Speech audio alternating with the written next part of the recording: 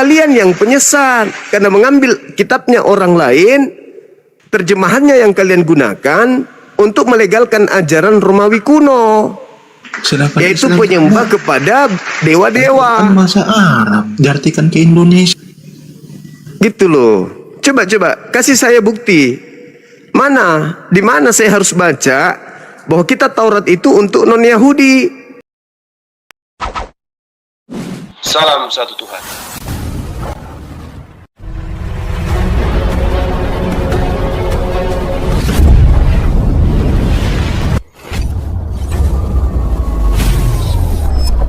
Ya, pengantar ini singkat para sahabat. Dukung semua ya sahabat-sahabat kita channel Densa News Muslim. Di like, di subscribe, di share sebanyak mungkin untuk supaya mencegah sahabat-sahabat kita di luar sana Tidak terpengaruh terhadap pemurtadan. Semoga Allah memberikan selalu sikap istiqamah. Salam satu Tuhan, Allahu Akbar. Mana legalitasnya? Nggak ada. Berarti kalian hanya menggunakan kitabnya agama lain untuk mengatakan diri kalian benar. Tapi ternyata ketika ditanya, mana legalitasnya? Orang Anda memakai kitabnya Yahudi. Ada? Kau jangan mute aku. Ada nggak? Apanya yang ada? Legalitas Anda gunakan kitabnya Yahudi? Ya ada dong. Tunjukkan di mana. Di Indonesia dipakai di mana-mana kok. Itu untuk sejarah untuk semua dunia kok. Untuk semua umat manusia. Maksud saya gini loh, isinya di dalam. Sebenarnya disuruh untuk menggunakan Alkitab, tapi isinya di dalam yang berbunyi bahwa percaya kepada Al-Quran, bahwa kitab kepada Alkitab, ya. Kalian Islam itu.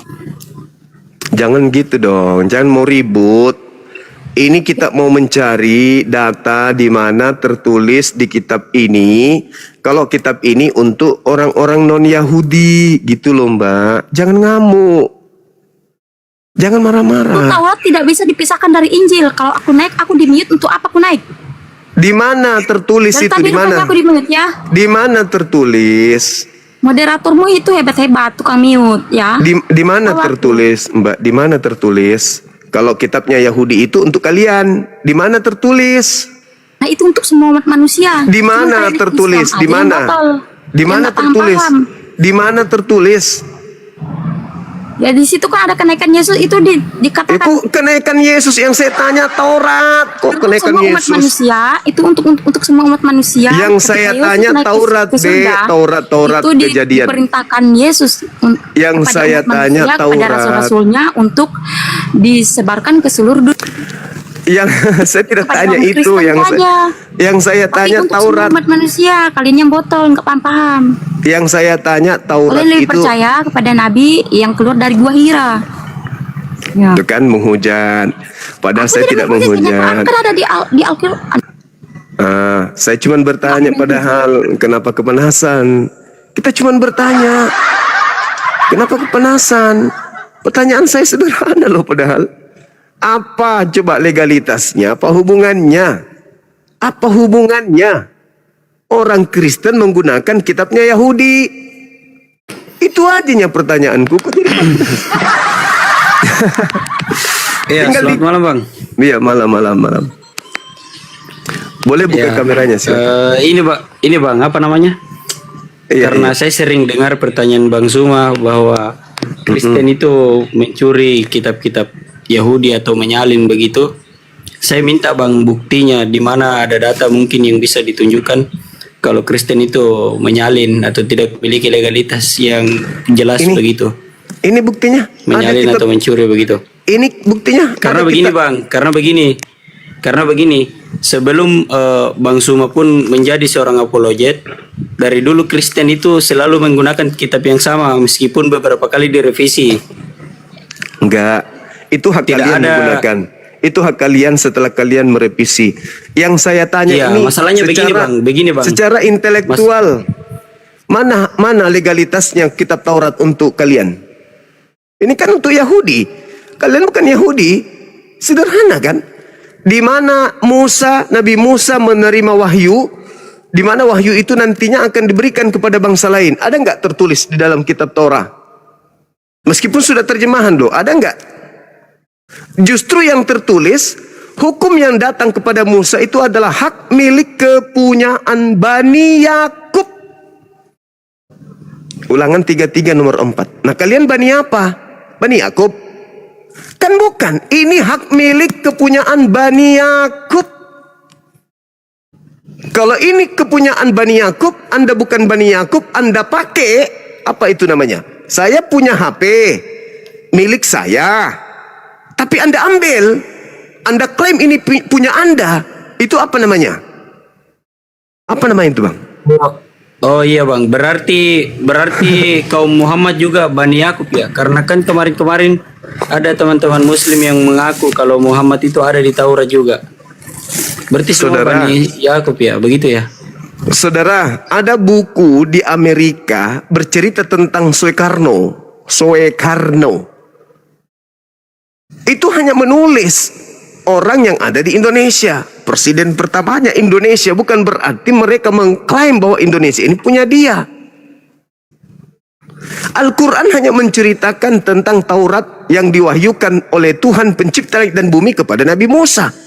Bukan mengambil terjemahan kitabnya Yahudi, menempelkan di Al-Quran. Begini. Sedangkan kalian, Taurat ada di sini. Ini kitabnya orang Yahudi. Maka muncul pertanyaan. Saya cuma bertanya, apa haknya agama Anda menggunakan kitabnya agama Yahudi? Itu ajanya. Ada nggak penjelasan, oh Nabi Musa menerima Taurat untuk diberitakan kepada seluruh dunia? Mana? Di mana tertulis? Di mana saya bisa baca itu? Di mana? Yang ada, Mazmur 147 nomor 19 nomor 20, hukum-hukumku yang datang kepada Yakub dan aturan-aturanku yang kuberikan kepada Israel tidak aku berikan kepada bangsa lain. Ada tertulis di sini. Kalau begitu kenapa ada di bangsa lain? Bangsa Bugis, bangsa Makassar, bangsa Jawa, bangsa Batak, bangsa Timur. Kenapa ada di situ? Sementara tertulis tidak aku berikan. Lalu siapa yang mengambil masuk ke dalam kitab Anda ini? Sementara Anda bukan Bani Yakub.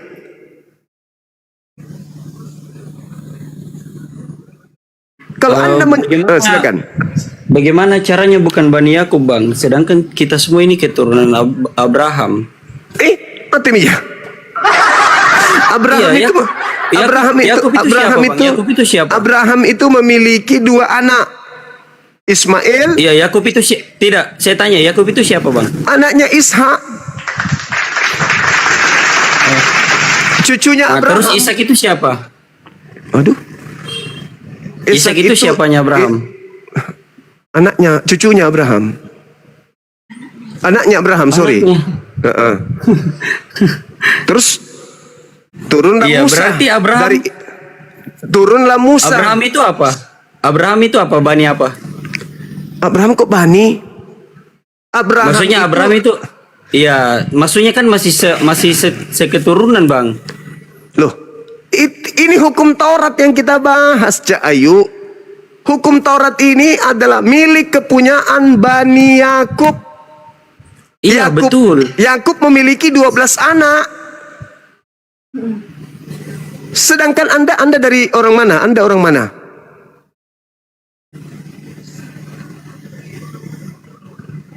Alamak. Jadi selama ini 2000 tahun Anda menggunakan kitabnya orang tanpa legalitas, tanpa ada yang mengingatkan. Lahirlah saya mengingatkan kalian yang menggunakan kitabnya orang sok paten, tapi ternyata tidak ada legalitas Anda menggunakan, tidak ada hak Anda menggunakan kitab itu.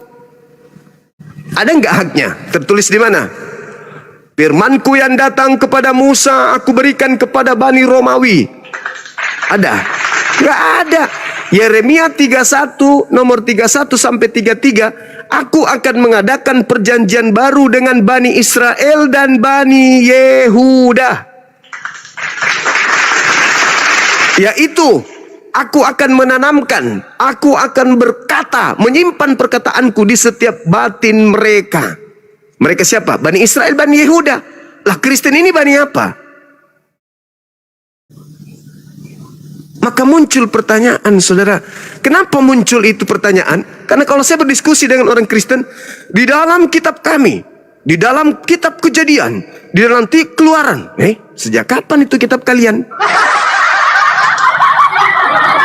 Ketika berbicara mengenai Yesus, Yesus sudah dinubuatkan di dalam kitab Yesaya. Sejak kapan Yesaya di kitab kalian?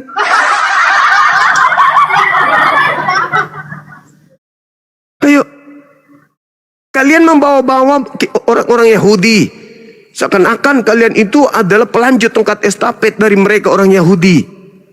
Kitab kalian pakai terjemahan dari kitabnya Yahudi. Begitu dicari dasar penggunaannya apa? Dek nara, dek gaga, tenaki. Gimana ceritanya? Sebuah agama menggunakan sebuah buku yang tidak ada legalitasnya.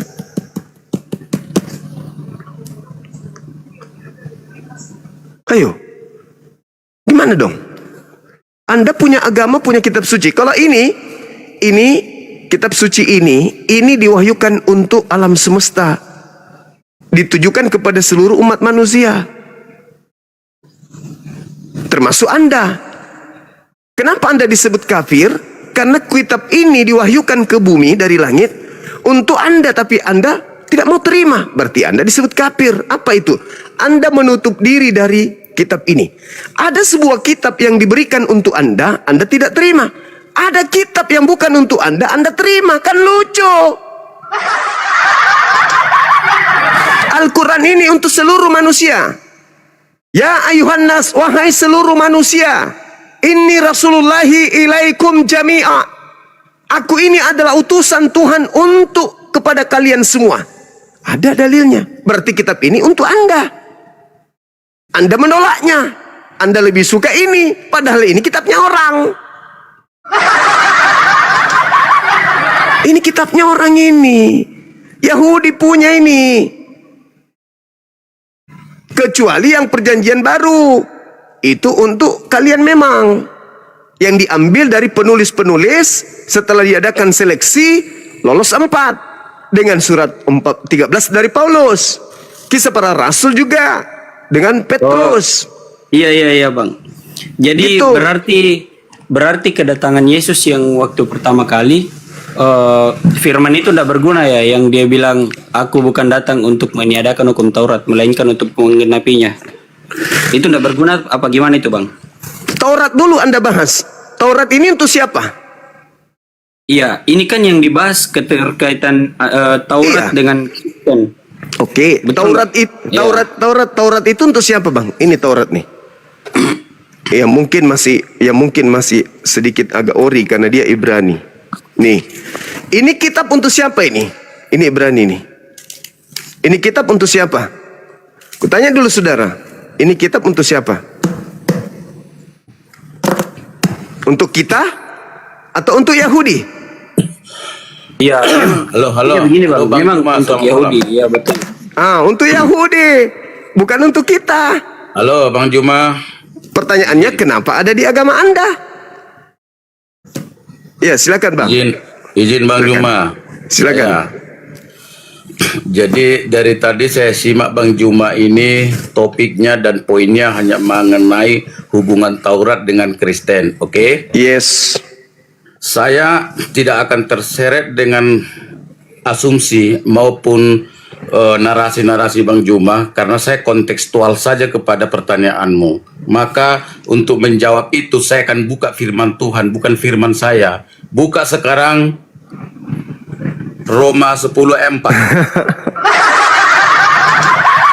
Ya buka, jangan ketawa. Anda kan bertanya hubungan. Kita konsen aja di masalah hubungan. Jangan ketawa dan jangan coba membahasakan hal-hal lain yang tidak terkait dengan pertanyaanmu. Hubungan yang kau tanyakan supaya terjawab hubungan itu, buka Roma 10:4. Itu klaim sepihak namanya, Abang. Jangan katakan klaim sepihak. Emang kau tidak klaim sepihak. Sekarang buka. Kau mau terjawab atau bukan?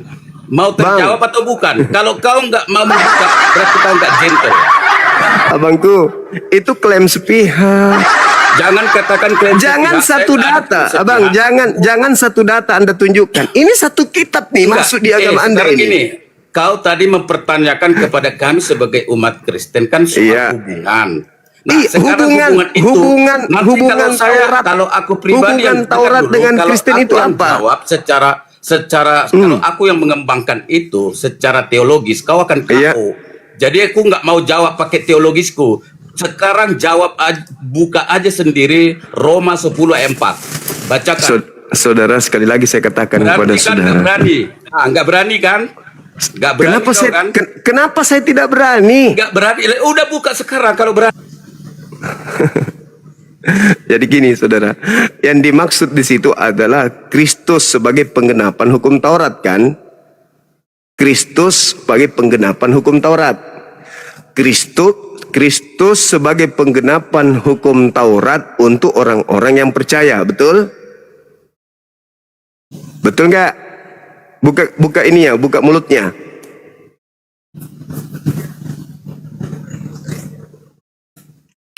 Ayo, Kristus adalah kegenapan dari hukum Taurat kepada setiap Loh, orang-orang yang percaya. Betul? Cuma tadi kau tanya soal hubungan. Kenapa kau melebar kemana-kemana?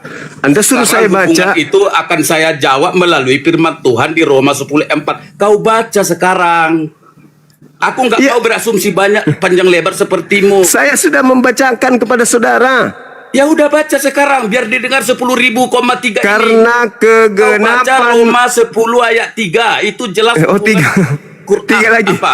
Hubungan Taurat sama Kristen. 3 atau 4? 3 atau 4?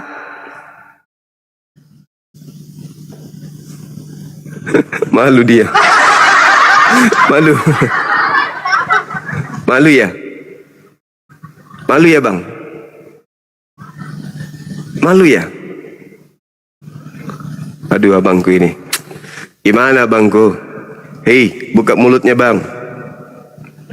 Saya minta legalitas Taurat. Malu dia. Roma itu Anda bisa baca di Roma 1 nomor 7. Buku Roma itu dituliskan Paulus untuk jemaat yang ada di Roma. Bukan di Anda. Malu kan? Selamat malam luar biasa dongengmu. Coba aku tanya balik sama kau, di mana Taurat dan Injilmu dalam Al-Quranmu coba. Itu bukan Injilku, itu bukan Tunjukkan Tauratku. kitabnya, Eh, tunjukkan kitabnya. Saya Anda akan salah. lompat dari Monas kalau coba. Apa Anda isinya? salah. Anda salah. Loh, Anda kenapa salah. kamu kalau kutanya balik nggak bisa jawab? Anda Coba salah. buktikan. Kau kan Kitab, udah ngeklaim. kitab kami Taurat itu untuk siapa? Musa. Kenapa Anda minta di saya? Oke, di mana kalau kau sama kau hubungannya apa coba? Ngeklaim kau mau nggak? Saya tunjukin datanya sama kau dari pengamu. Ketawa. Ketawa dia nggak tahu. Hukum Jangan ketawa Taurat kau.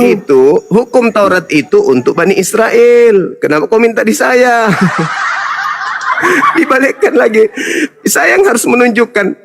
Ini saya sudah tunjukkan nih, terjemahannya nih. Ini aslinya. Bahasa aslinya nih. Milik Yahudi nih, saya beli langsung dari teman saya. Orang Yahudi. Saya beli tanggal berapa ini? Tahun berapa ini ya? Nih, saya beli 2003. Tanggal 2 Februari.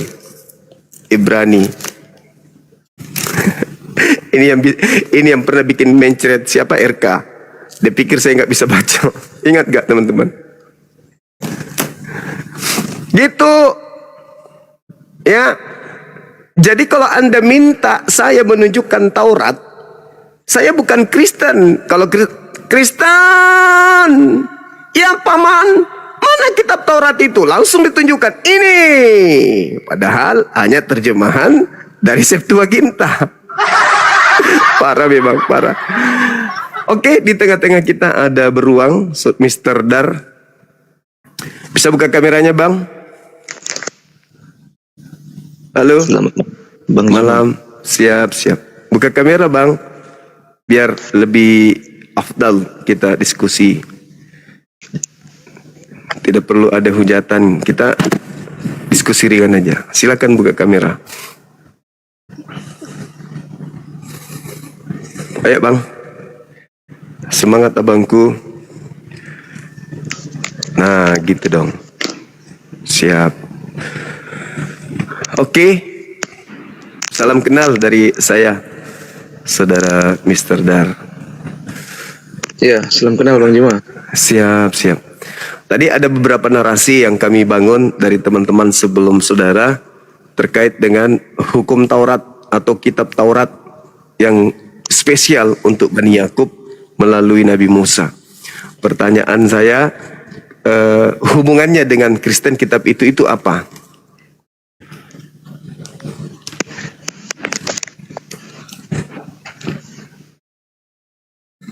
Kan Ya, hukum-hukum. hubungannya. Ya, silakan. Hubungannya itu karena kan begini, Ya. ketika rasul-rasul menjadi muridnya Yesus atau Yesus pada saat itu adalah orang Yahudi. Ya. Mereka adalah orang Yahudi dan ketika mereka memberitakan tentang Yesus atau kabar baik atau Injil itu, nah di situ mereka mengadopsi yang namanya kitab-kitab Yahudi untuk menunjukkan bahwa nubuatan-nubuatan yang ada dalam kitab Yahudi itu tergenapi oleh Yesus atau Yesua guru mereka pada saat itu, digenapi dalam Yesus begitu. Nah, maka hari ini Kristen memakai kitab itu untuk menunjukkan bahwa nubuatan yang ada itu dan telah tergenapi dalam Yesus gitu Bang. Oke, baik. Itu salah satu opini. Nah, sekarang saya ingin bukti. Di dalam kitab Lukas 24, nomor 44, 45, 46, ada tertulis tentang Yesus di dalam Taurat bahwa dia akan mati dan bangkit pada hari ketiga.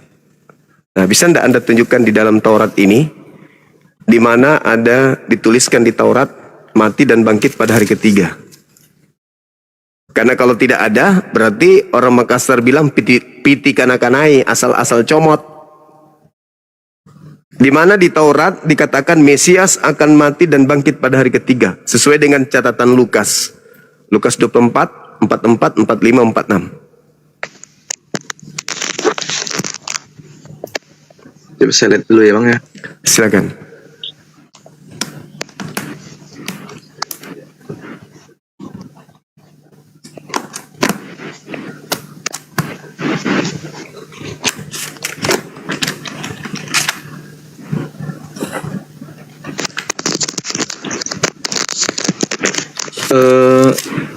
Saya tidak menemukan memang yang abang pertanyakan itu, tetapi begini,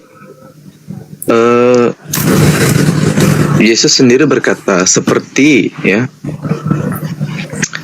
Yunus ya, ketika mengalami yang namanya kejadian pada saat itu dia masuk dalam perut ikan selama 3 hari 3 malam dan setelah itu dia diselamatkan oleh Elohim, keluar kembali dan hidup kembali seperti itu. Mungkin lebih pada seperti itu ya contohnya. Tapi Yesusnya menunjuk ke Taurat, Bang. Kan kita bahas tentang Taurat. Ada tertulis tentang Mesias bahwa dia akan mati dan bangkit pada hari ketiga. Nah, di Taurat ini saya udah pelajari nih, Tauratnya orang Yahudi ini tidak ada tertulis. Berarti Lukas ini Taurat mana yang dimaksud? Karena tidak ada dalam Tauratnya orang Yahudi mati dan bangkit pada hari ketiga. Taurat itu kan berbicara tentang hukum itu Bang Juma. Taurat itu berbicara tentang hukum-hukum. Jadi di dalam kitab Yahudi itu ada yang namanya hukum Taurat itu terambil dari kitab itu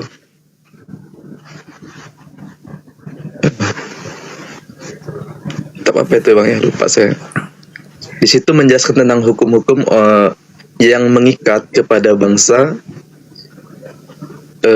waktu itu orang Israel pada saat itu ya, yang diturunkan kepada Musa. Yeremia. Musa yang menyampaikannya kepada Bani Israel. Ya, Kepada Bani iya, Israel. kepada Bani Israel. Nah, terus hubungannya dengan Kristen apa? Tadi di awal sudah saya katakan, Ya, murid-muridnya, rasul-rasulnya, murid-muridnya Iya, menjelaskan para rasul bahwa Yesus datang melalui- untuk iya, menggenapi menggenapi hukum Taurat. Nah, saya nubuatan. tanya tadi, Iya. yang Lukas itu loh, yang saya tanya nubuatannya bahwa Yesus datang untuk mati, nebus dosa, bangkit pada hari ketiga. Di dalam Lukas 24, nomor 44, 45, 46, tapi tidak ada di Taurat ucapan Lukas itu. Berarti klaim yang Anda sampaikan itu tidak didukung oleh data. Contoh.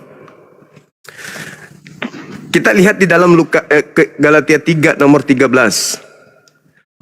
Kristus telah menebus kita dari kutuk hukum Taurat karena kita. Nah, sementara kita ini bukan objek yang dituju hukum Taurat. Kenapa harus kita yang ditebus dari hukum Taurat? Sementara hukum Taurat itu hanya untuk Bani Israel. Kenapa Yesus mati dengan jalan kutuk untuk kita? Sementara hukum Taurat itu bukan untuk kita. Kalaupun Kristus mati untuk menebus kutuk Taurat, berarti mati untuk Yahudi, bukan untuk kita.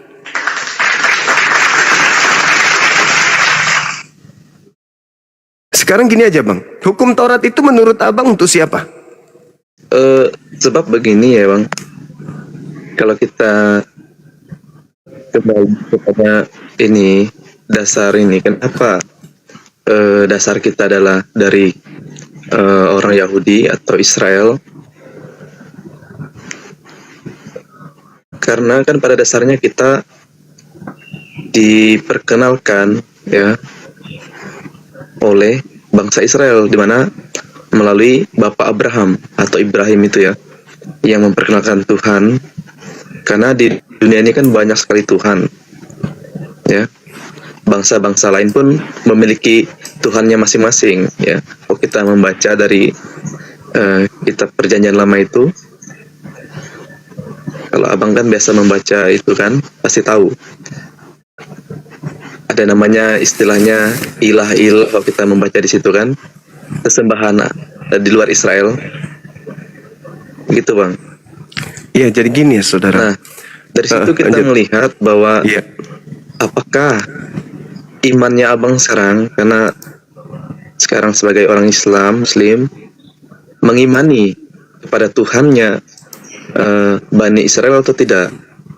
Oke, baik. Nah, kalau Al-Quran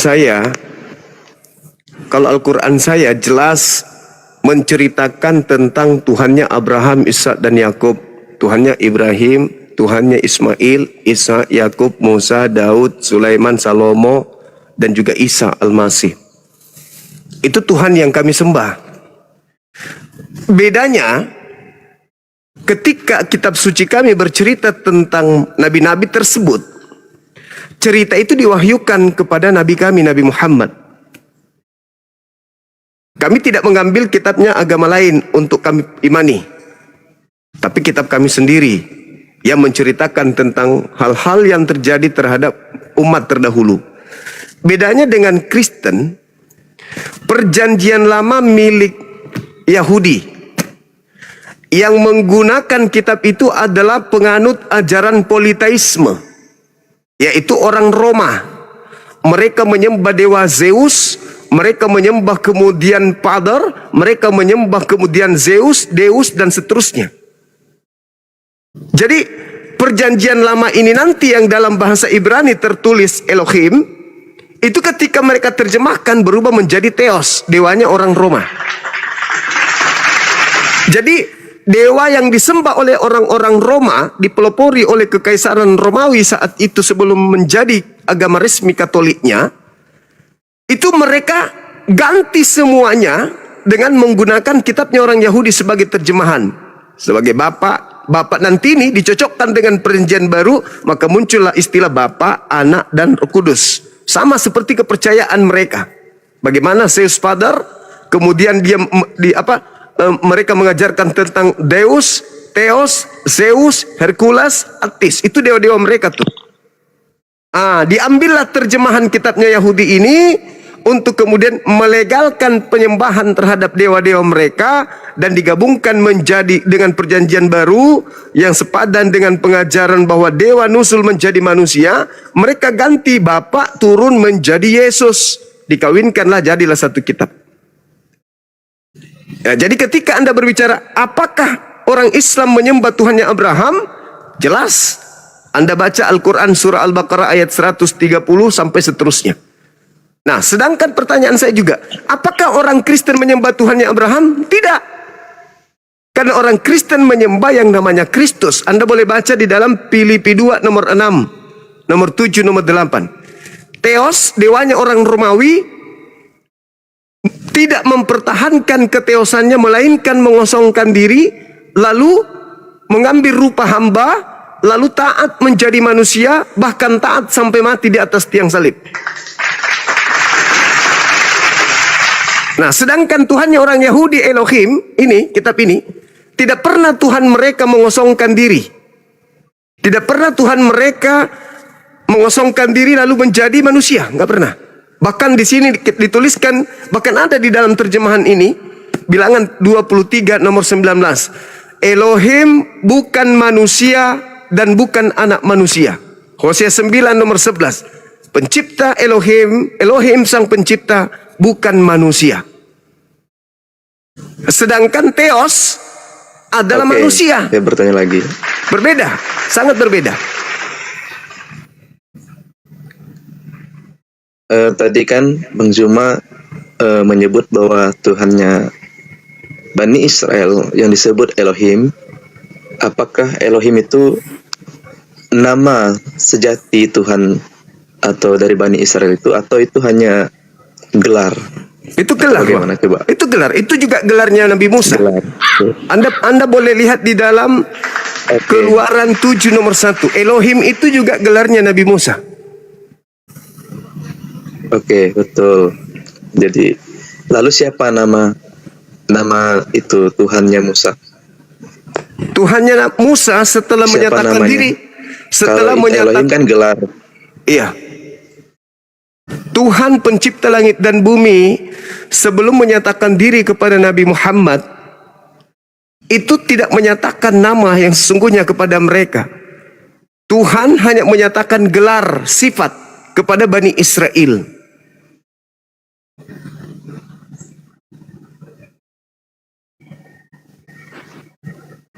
Nanti setelah ajaran sempurnanya diwahyukan supaya namanya itu bisa dikekalkan, baru disampaikan innani anallah, aku ini adalah Allah.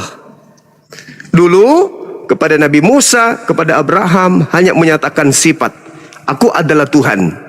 Jangan kau menyebut nama aku sembarangan. Aku adalah Tuhan, aku adalah Khalik, akulah yang maha pencipta, akulah yang maha menghidupkan, akulah yang maha mematikan, akulah yang maha raja, maha kuasa, maha pencipta, maha damai, dan seterusnya. Akulah Tuhan, itulah namaku. Gitu saudara. Jadi Akulah Tuhan, itulah namaku. yes. Berarti Tuhan punya nama Tuhan gitu Bang ya? Iya, kan itu dikatakan. Tuhan punya nama Tuhan. Begitu. Akulah Elohim. Akulah Tuhan, itulah namaku. Jadi Tuhan itu punya nama Tuhan, begitu ya? Ya. Nama itu adalah predikat, Bang. Predikat, Bang, tanda. Jadi maksudnya akulah Tuhan. Tuhan itu maksudnya cuman aku. Tak ada yang lain. Ada yang namanya Tuhan, ada yang namanya tumbuhan, ada yang namanya binatang, ada yang namanya manusia, ada yang namanya malaikat, ada namanya langit, ada yang bumi, air. Dan kalau aku Tuhan. Jangan kau nobatkan gelarku itu, namaku itu kepada makhluk. Itu maksudnya. Kalau binatang banyak. Tadi Abang bilang barusan kan, aku ini Tuhan, itulah namaku. Itu kan Abang mengambil itu dari kitab ini, kitab Keluaran itu, ya kan? Keluaran berapa? Terjemahan LAI itu yang Abang ambil itu. Ya iya, kan memang Tuhan. seperti itu adanya. Karena memang, coba Anda lihat terjemahannya apa di situ. Pasti Tuhan. Tuhan enggak? Tuhan di situ tertulis terjemahannya. Akulah Tuhan. Tuhan di situ dia itu kan karena Bang Juma membacanya dari terjemahan LAI lah Oke, gitu, LAI itu oke. ya. Jadi Maka di situ di Ibraninya apa, Bang? Di Ibraninya apa? di Ibrani itu tulisannya Apa? ani yod he pauhe atau YHWH, ani Yahweh atau YHWH, Ushemi itulah namaku. Terus ketika masuk ke Yunani Bukan berubah seperti jadi yang apa? baca Oke. Masuk ke itu ke Indonesia. Oke, ketika dia masuk ke Ibrani Yunani apa? tidak Bahasa Yunani menerjemahkan itu, Bang. Yunani itu di dalam Yunani disebut ini apa? kita masuk ke ini yang Enggak, sebelum masuk ke kitab Anda, dia tertulis apa? saya tidak membaca yang dalam Yunani. Lah, kan dari sini jadinya. Tulisannya Dari bahasa Ani, Ibrani. Ani. Iya, Ani Elohim, Anihu, itulah Betul, bahasa namaku. Ibrani. Itulah betul itu. Sekarang masalahnya ini Iya, ada. Ani, Ini Ani, kitabnya. Ani, Ini kitabnya Yahweh, Yahudi. namanya di situ. Oh, Ani Roma itu aja muter-muter. Maksud saya ini kitab Anda nih. Bahasa Septuaginta ini. Disebut apa dia di sana?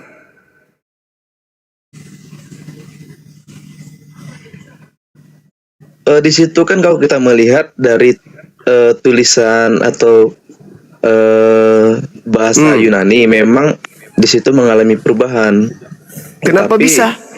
Saya sendiri tidak mengimani yang dalam teks Yunani itu. Nah, sekarang permasalahannya Karena saya lebih, kitab Anda kepada itu dari ini, sini. yang awal. Kitab Anda itu dari sini. Bukan di ini kitabnya Yahudi. Kitab Anda itu dari sini. Ini kitab hanya untuk Bani Israel. Anda bukan Bani Israel. Atau Anda ingin menunjukkan kepada saya ada dalil di kitabnya Yahudi untuk seluruh manusia? Aturan yang datang kepada Musa untuk seluruh manusia ada enggak?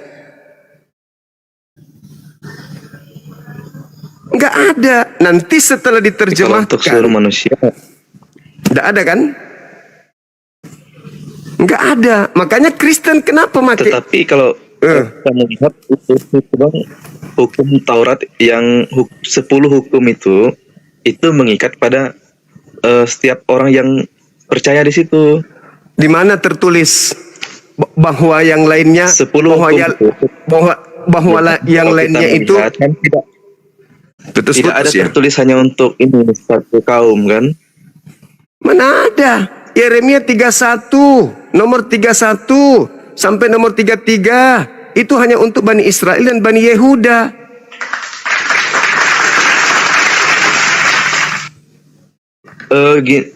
Bang Juma, orang Yahudi hari ini kan penerus daripada ajaran pada nabi-nabi pada saat itu ya. Sampai hari ini, betul? Ya karena memang dia yang pemilik. Agama Yahudi Iya, memang dia di punya. Israel. Kitabnya memang itu. Mereka yang punya.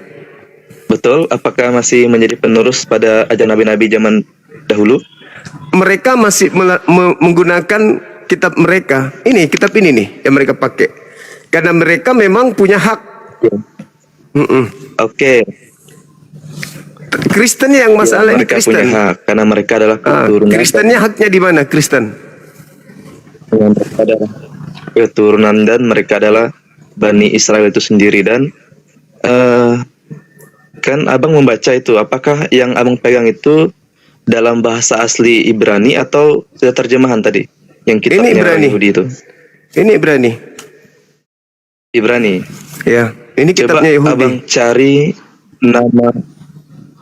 abang cari nama Allah yang menyatakan diri adalah sebagai Tuhannya Ibrahim itu di dalam kitab Ibrani di situ. Ini jangan ke saya, Bang. Ini kitab saya. Abang cari. Ini Al-Qur'an. Sekarang sama saya perintahkan. Iya, itu kitab abang. Saya Karena juga perintahkan ke Abang. Bukan Saya juga ke abang perintahkan. tadi. Saya juga perintahkan ke Abang carikan saya nama Theos di sini. Ada nama Theos di sini? Tuhan Anda ada nggak di sini Theos? Jangan saya. Ini kitab saya ini, Bang. Tidak ada. Tidak Tidak ada. ada. Nah, sekarang muncul Ya, pertanyaan. saya katakan tidak ada. Well, sekarang muncul Atau kayak di Quran, pertanyaan. Bang, adakah nama Allah? Sekarang Abang udah jawab dulu, apakah ada nama Allah? tidak Di dalam ada, kitab tidak yang ada itu. nama Allah di sini. Tapi Ini udah bukan jawab, kitab tidak saya. ada itu. Tidak ada lami-lami, tidak Maka dari ada. situ, maka dapat saya simpulkan juga, berarti Allah itu Tuhan yang lain lagi di luar Tidak dari masalah, yang kita diimani tidak oleh sedang orang membahas itu. Cak Kangku, yang kita bahas ini kitab legalitas, Bang, bukan masalah Tuhan. Ini masalah legalitas kitab yang dibahas, bukan masalah Tuhan. Di sini juga nggak ada Yesus, nggak ada juga Theos di sini nggak ada, Theos di sini nggak ada juga. Berarti sama dong, Bang, sama-sama nggak ada kan? Abang juga nggak ada, punya kami juga nggak ada di situ. Gimana nya? Bahlul, yang saya tanya, Bahlul, legalitasnya kitab ini kenapa di agamamu, Dul? Bukan masalah Tuhan, bonyok. Bukan masalah nama Kan Tuhan yang kita bahas ini. Yang kita bahas Sudah ini saya jelaskan legalitas. tadi, Bang, Legalitasnya ini kitabmu, agamamu make kitabnya orang itu apa? Kok bahas nama Tuhan, gak nyambung. Kan tadi sudah saya bahas di depan, Bang. Rasul-rasul itu orang apa dia? Orang Yahudi. 12 Dia orang Yahudi. Oke. Nah, ya kan orang Yahudi. Iya, sekarang dia diperintahkan memberitakan Injil. Injil atau Ketika dia Taurat? memberitakan Injil dari mana? Injil atau Dari Taurat? mana Lul. referensinya? Injil atau Taurat? Dia memberitakan Injil, kabar Iya. kebaikan. Yang kabar kutanya baik. ini, Lul. Ini Taurat, Lul. Lul. Dia ini. mengutipnya dari kitab perjanjian Saya lama. tidak tanya itu, Lul. Yang saya tanya ini yang kutanya ini. Kalau yang kau maksud Injil itu ini beda. Astaga. Ini loh yang saya tanya. Jangan mutar-mutar. Ini yang kutanya. Anda punya agama, tidak punya legalitas menggunakan kitabnya agama Yahudi. Itu loh yang saya tanya.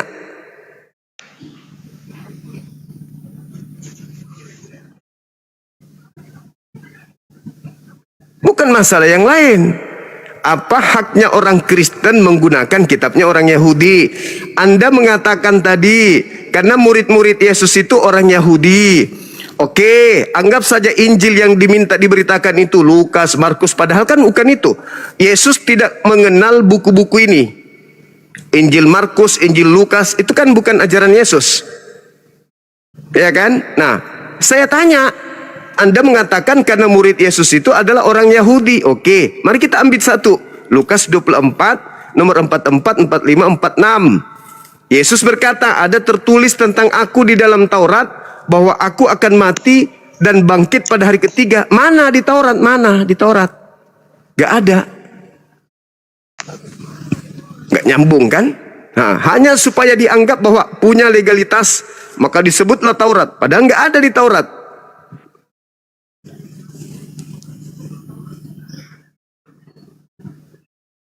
Gitu loh, Bang.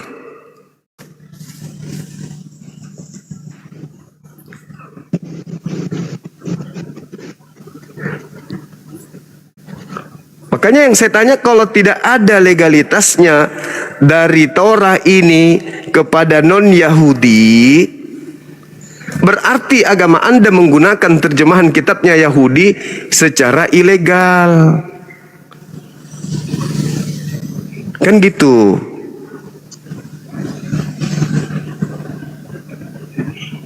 Sebuah agama menggunakan terjemahan kitab agama lain secara ilegal, boleh nggak dikatakan agama itu bermasalah?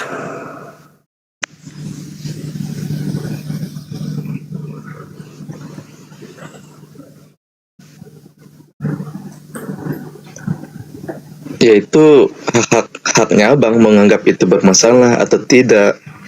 Itu pandangan abang kan begitu. Jadi menurut saudara, kalau ada seseorang menggunakan milik orang tanpa legalitas, itu boleh saja?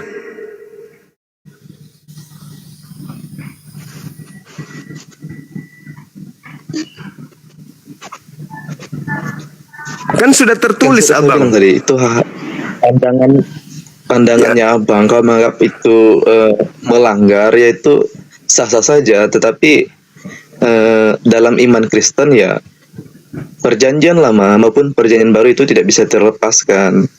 Kenapa bisa? Apa hak Anda menggunakan Karena kitabnya kan sudah Yahudi? terjelaskan. Apa haknya dulu, Kan tadi legalitasnya sudah dulu? Ulangan Karena di 33, ulangan 33 itu nomor ada- 4.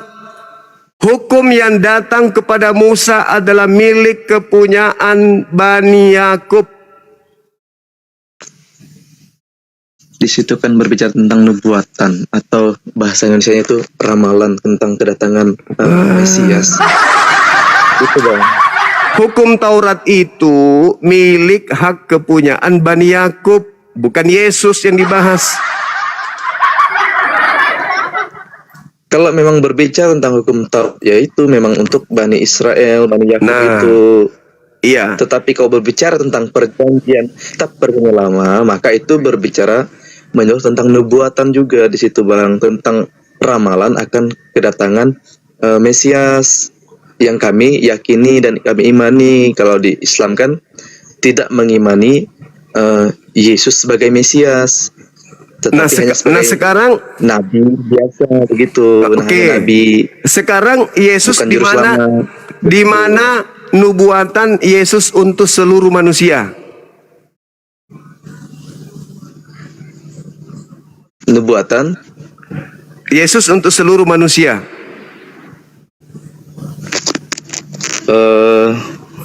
tunggu bang, saya cari dulu.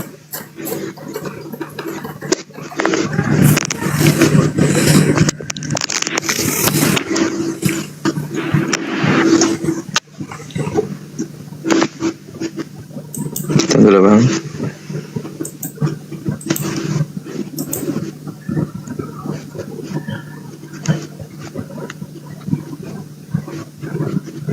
Susah nih, HP saya satu aja nih, mau nyari-nyari nih.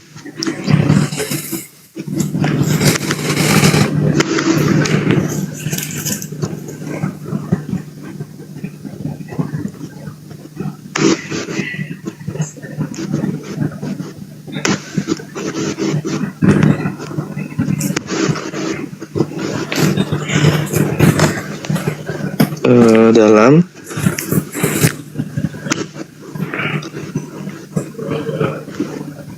Yesaya pasal 9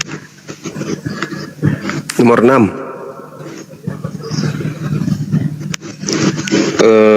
coba saya baca dulu ya, nomor 6 ini. Kita di situ siapa, Bang?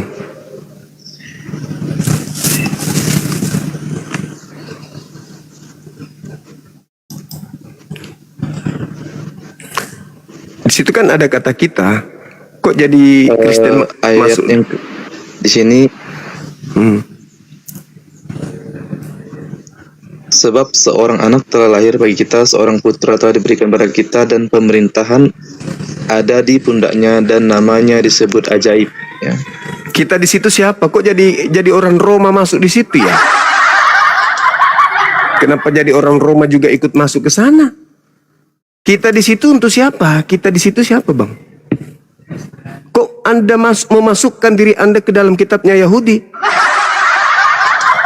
Kan di situ kita. Kita berarti berbicara mengenai Bani Israel, Bani Yehuda, 12 suku Bani Israel. Kok jadi kita yang masuk ke situ ya?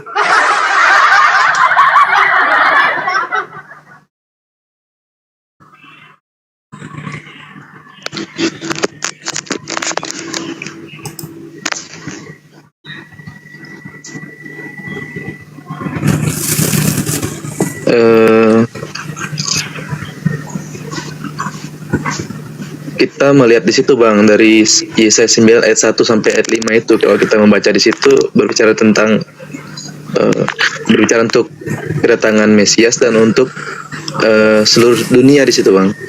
Enggak ada, saudara. Enggak ada. Itu berbicara mengenai Bani Israel. Ayat yang kedua, Bang, Iya, silakan. Ayat Silakan. yang kedua itu ada di situ, Bang. Silakan Anda baca ayat kedua. Karena itu harus sama dengan Gideon. Engkau telah memperbanyak bangsa, engkau telah menambah sukacita.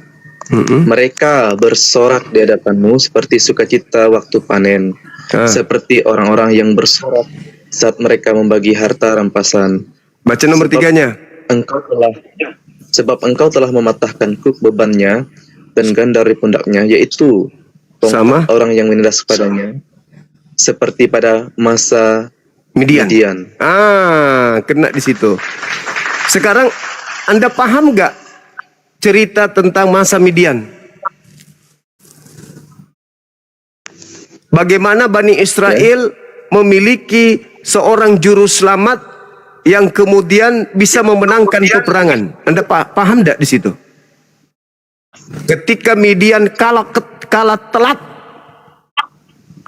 telak sama orang-orang Israel melalui tangan seorang Mesias, mulai tangan seorang pejuang.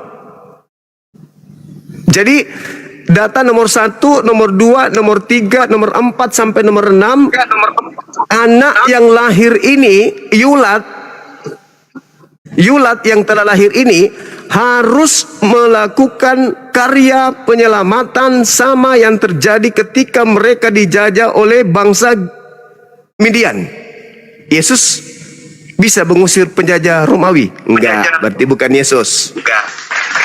Sedangkan yang telah lahir adalah seorang anak yang mampu mengulang sejarah ketika penjajah bangsa Midian datang kemudian menekan atau menjajah bangsa Israel.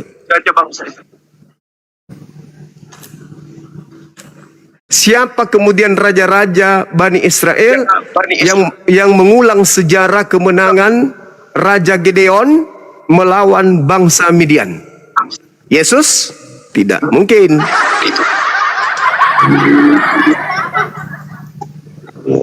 Kan yang diceritakan di nomor 3-nya itu adalah penjajahan bangsa Midian. Dan bangsa Midian kemudian kalah karena ada di tengah-tengah orang Israel. Betul, kalau kita melihat teks di situ, tetapi memang seperti inilah hal yang dipikirkan oleh. Nah sekarang pada saat mereka bangsa Israel mengalahkan bangsa Midian, mereka punya raja pahlawan namanya Gideon. Siapa yang telah lahir yang akan mengulang sejarah Raja Gideon membabat habis bangsa Midian? Ada nggak sejarah setelah Yesaya menuliskan surat itu benar-benar terjadi kemudian bahwa apa yang pernah terjadi di Bani Israel, tekanan bangsa Midian dikalahkan oleh raja mereka bernama Gideon? Pernah nggak itu terulang? Seorang penjajah, misalnya ketika orang-orang setelah Midian, kemudian mereka orang-orang Israel dijajah oleh orang Asyur. Nah, pertama penjajahan dilakukan oleh orang Midian, dimenangkan oleh Gideon. Gideon memenangkan Israel, mengusir kemudian bangsa Midian. Antara kejadian itu muncul Yesaya bernubuat, hari ini telah lahir bagimu seorang anak, telah lahir bagi kita seorang anak untuk mengusir penjajah yang datang. Penjajah itu sama seperti bangsa Midian. Nah, penjajah yang muncul setelah Yesaya mengatakan itu yaitu bangsa Asyur. Pertanyaannya, siapa yang hidup pada masa penjajahan Asyur kepada Israel?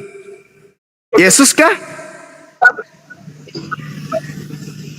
Yang mengusir bangsa Asyur siapa? Yesus?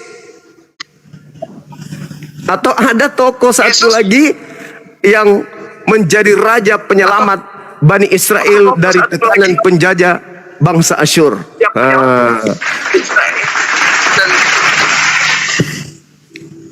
Silakan Bang.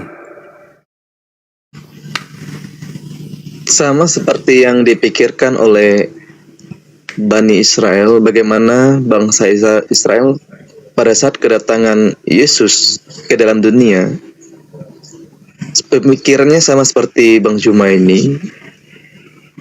Mereka menanti-nantikan kedatangan Mesias atau Hamasyah yang mampu membebaskan mereka dari belenggu yang namanya penjajahan seperti yang dialami pada saat itu oleh bangsa Romawi. Apa ini? Nah, sedangkan kedatangan Yesus ke dalam dunia membebaskan mereka itu dari belenggu, tutup, ya, yang mengikat mereka. Saudara, yang mereka tunggu Dalam kedatangan Yesus itu tidak diterima dan tidak diimani oleh Bani Israel atau bangsa Yahudi.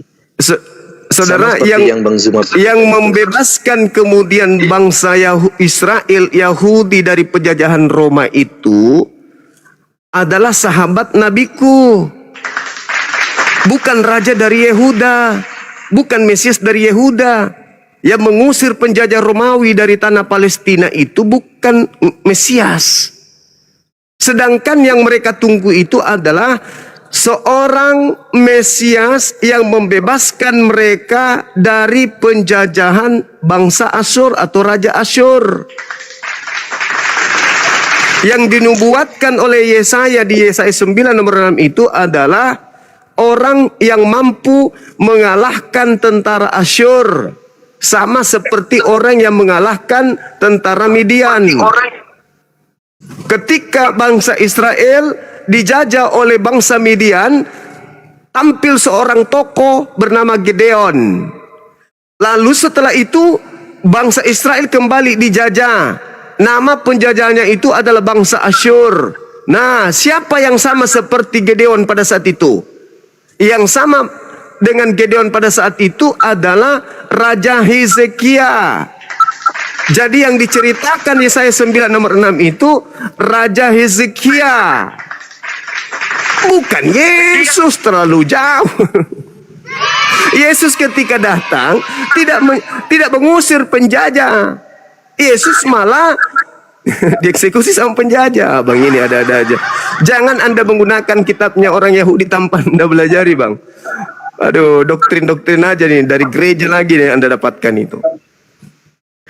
Begitu saudaraku. Jadi yang dimaksud di sana itu Raja Hezekia itu mirip persis dengan perjuangan Raja Gideon.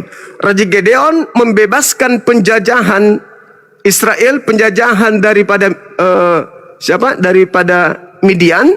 Sementara Yesaya menubuatkan akan datang seorang pembela, seorang raja damai yang mendamaikan Bani Israel yang sedang ditekan oleh Raja Asyur bernama Hezekia. Makanya dikatakan yulat dalam bahasa Ibrani, telah lahir, bukan akan lahir. Karena pada saat Yesaya menulis nubuat itu, Hezekia sudah berusia kurang lebih 2 bulan. Telah lahir. Siapa yang telah lahir? Ini bayi ini loh, namanya bayi Hezekia. Nanti ketika dia dewasa, dialah yang akan mengusir penjajah Asyur. Itu saudara. Belajar lagi sejarah. Baca 2 Raja-Raja pasal 18, pasal 19, Hakim-Hakim 6. Anda dalami itu.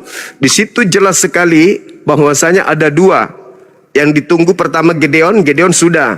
Yang akan datang lagi mengusir penjajah yaitu Hezekia. Bukan Yesus. Yesus mengusir apa dari apa? Yesus raja apa dia, Bang? Raja apa yang cocok dinobatkan kepada Yesus? Raja damai. Apa yang didamaikan?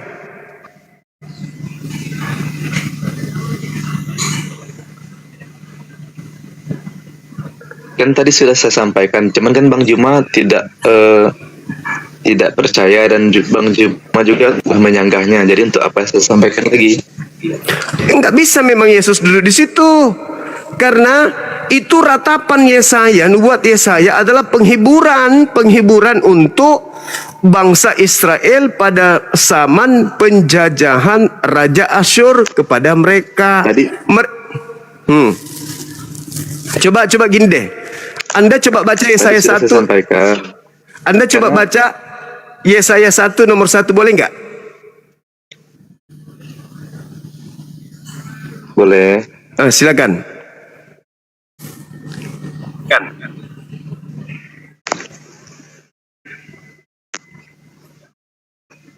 Yesaya 1. Penglihatan Yesaya anak Amos yang ia lihat mengenai Yehuda dan Yerusalem pada zaman Uzia, Yotam, Ahaz, dan Hizkia, raja-raja Yehuda. Nah, ada nggak di situ pada masa Yesus, pada masa Pilatus, pada masa Herodes? Nggak ada. Hanya 4 masa yang dinubuatkan oleh Yesaya bin Amos. Terakhir Hizkia. Tapi lagi-lagi Kristen butuh legalitas. Maka mereka mencomot-comot data-data. Makanya Bang, Septuaginta ini bahasa Ibrani ini diperintahkan oleh Ptolemy II kepada 72 rabi-rabi Yahudi di Mesir, Alexandria, untuk menerjemahkan kitab Tanak ini, Torah ini, ke dalam bahasa Septuaginta.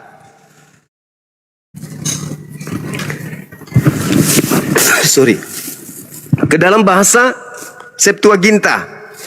Ini diterjemahkan ke Septuaginta juga bukan untuk Roma.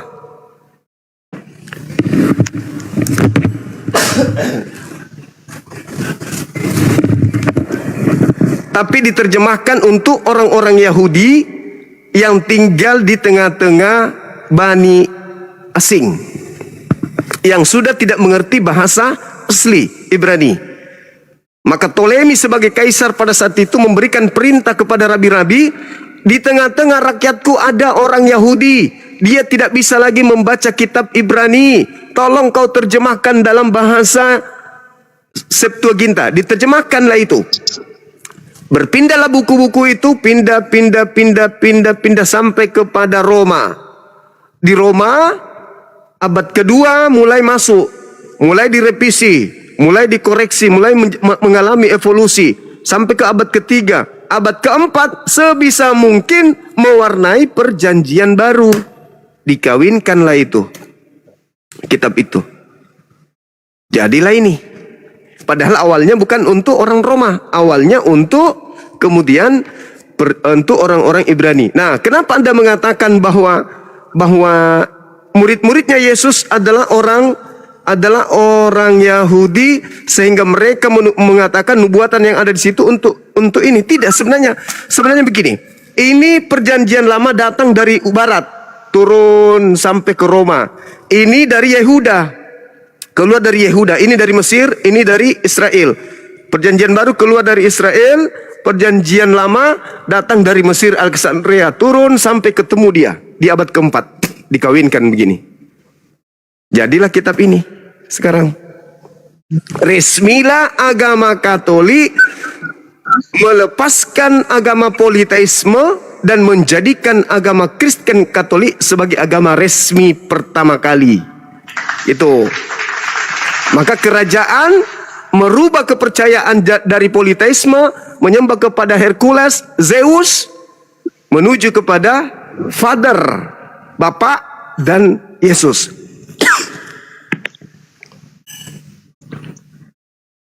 Begitu, Bung. Kristen pertama kali disebut di mana? Di Turki. Di Antioquia.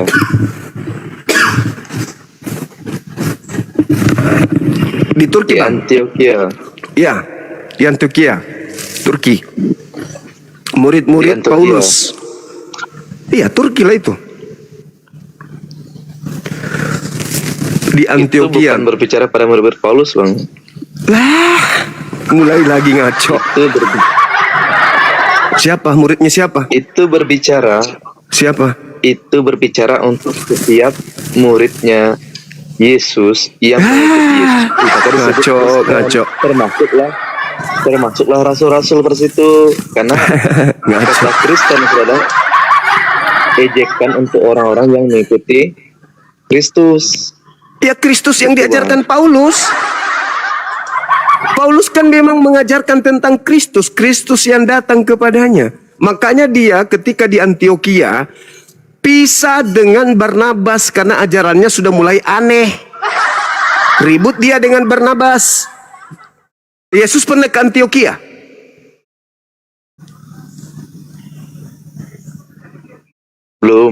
Belum. Terus murid pengikutnya siapa yang ada di sana? Penyebutan Kristen itu kan hanya untuk ini, orang-orang yang tidak senang kepada ini Paulus, murid Paulus. Hamasiah. Tidak. Sebelum itu pun gini bang, bukan hanya Paulus yang disebut Kristen pada saat itu, termasuklah para rasul, murid-muridnya. Di mana murid Yesus Itu. disebut Kristen? Di mana? Di mana? Di mana, Bang? Hah? Di mana murid Yesus disebut Kristen? Murid yang disebut Kristen itu murid Paulus di Antioquia, Turki. Kisah para Rasul 11:26. Di sanalah mereka setahun tinggal. Mereka tinggal di sana selama setahun. Di sanalah mula-mula murid-murid itu dipanggil Kristen. Muridnya Paulus, bukan muridnya Yesus. Bukan muridnya Paulus itu, Bang, dilarang bersunat. Bedanya dengan muridnya Yesus wajib sunat. Galatia 5 nomor 2, barang siapa yang menyunatkan dirinya, Yesus Kristus tidak berguna baginya. Itulah yang Nah, di Antioquia. Itu kan berbicara tentang bagaimana pada saat itu ada ini bang, perdebatan di antara orang Yahudi yang percaya menjadi pengikut Hamasiah. Bagaimana mereka menekankan kepada orang-orang yang percaya itu harus mengikuti tradisi mereka, harus bersunat. Makanya Paulus dengan hikmatnya dia mengatakan bukan masalah sunat seperti yang kalian kerjakan hari ini, tetapi lebih kepada hati mereka, apakah mereka sungguh-sungguh mau menjadi orang percaya atau tidak, begitu. Saudara, kalau kita berbicara Itu kan mengenai ada sunat, perdebatan bang, kalau abang membaca teks yang itu dengan teliti, ada perdebatan di antara orang Yahudi di situ. Orang Yahudi yang menjadi percaya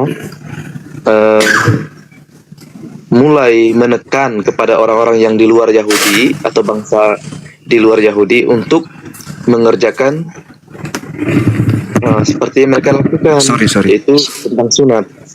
saudara, Begitu, Bang. sunat hati dan sunat kulub. Sunat hati itu Anda baca di Ulangan 6. Sunat hati itu adalah memotong kesombongan untuk tunduk kepada perintah Tuhan. Perintah Tuhan yang datang kepada mereka, para nabi. Jadi Nah, itulah orang yang diajarkan Paulus, bang. Itulah yang bagaimana diajarkan Paulus Paulus itu kepada bagaimana? orang-orang pada saat itu. Anda nak Supaya mereka ngerti. jangan sombong dengan sunat jasmani itu, tetapi mereka lebih pada tetapi Paulus juga tidak melarang orang untuk bersunat sejatinya. Kata siapa? Baiklah orang yang bersunat loh. Baiklah orang yang bersunat itu tetap bersunat, tetapi jikalau mereka yang tidak bersunat menjadi percaya, jangan ditekan, mereka harus bersunat. Barang siapa apakah yang dengan sunat itu menyunat, menyelamatkan? Apakah orang Barang- yang bersunat itu ada jaminan keselamatannya? Tentu itu juga tidak berhubungan dengan keselamatan, begitu. kata siapa? Paulus di situ, bang. Kata siapa? Hukum Taurat tidak berhubungan dengan keselamatan. Sunat itu apakah berhubungan dengan hukum Taurat? Itu kan hanya melambangkan perjanjian Tuhan kepada Abraham. Nah, justru itu. Ini untuk siapa? Begitu, bang. Untuk keturunannya kan? Makanya kenapa ada di dalam agamamu? Asal mula kenapa ada sunat itu? Itu untuk perjanjian Elohim, ya, Elohimnya Abraham itu, Tuhannya Abraham dengan Abraham dan keturunan Abraham. Nah, sedangkan apa kata Paulus katakan? Karena ini di luar bangsa Yahudi, jadi Tuhan tidak menuntut mereka harus bersunat seperti orang Yahudi. Di mana dalilnya? Tetapi apakah mereka tidak boleh bersunat? Ya boleh saja, sah saja untuk Ngaco, memang untuk kesehatan ya bagus sekali. ngaco. Di mana dalilnya Tuhan membolehkan tidak bersunat? Ngarang ini pengikut Paulus ini. Di mana dalilnya Tuhan membolehkan untuk tidak bersunat? Saya tidak mengatakan Tuhan membolehkan tidak bersunat, tetapi Nah, hukum itu sunat dia. tadi diberikan kepada Kepada Abraham Bani dan Israel. keturunannya. Ya. Ya, Bani Israel. Makanya buku ini bukan Nah, di untuk luar pada Anda. itu, maka tidak mengikat begitu Bang. Ketika dia Ya memang menjadi orang percaya, memang tidak mengikat. Orang Yahudi memperdebatkan itu, Bani Israel memperdebatkan itu. Kenapa kalian tidak bersunat? Bersunatlah kalian. Maka Paulus menjawab, janganlah berdebat masalah seperti itu. Terus kenapa Paulus Begitu. bertobat? Kenapa Paulus bertobat dari melarang orang bersunat? Maksudnya Bang, kenapa Paulus bertobat? Maksudnya gimana tuh? Kenapa Paulus bertobat setelah dia kembali ke Yerusalem mengajarkan agama Kristen karena terbukti ajarannya salah? Kenapa dia bertobat? Setelah terbukti dia salah. Terbukti ya salah. Nggak mengerti saya nih Bang. Paulusmu itu yang botak kepalanya itu, setelah dia keluar meninggalkan Israel, dia mengajarkan agama Kristen. Mengajarkan orang-orang di luar untuk jangan bersunat. Mengajarkan orang-orang di luar untuk jangan supaya makan babi. Begitu kembali ke Yerusalem, dia bertobat dari ajaran Kristen itu. Baca di Kisah Para Rasul 21 nomor 15 sampai 26.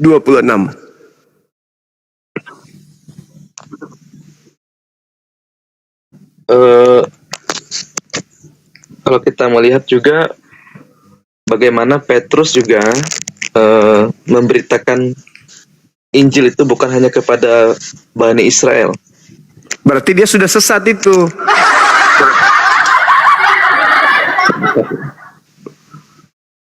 Karena Petrus mendapat pesan di dalam Matius 10 nomor 5 nomor 6. Yesus berpesan kepada Petrus jangan ke bangsa lain.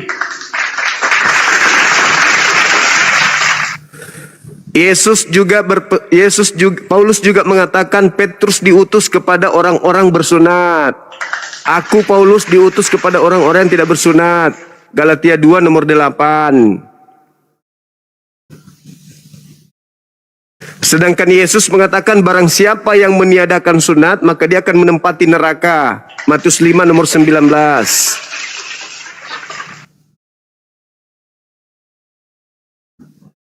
Sementara Paulus, Izin permisi, udah lama istirahat. iya, silakan Bang, silakan. Thank you ya. Terima kasih yang udah Siap. memberi gift. Terima kasih semuanya. Oke, makasih saudara.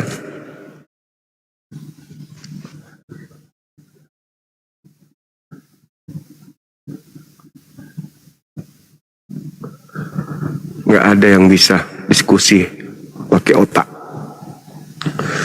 Semua diskusinya pakai doktrin.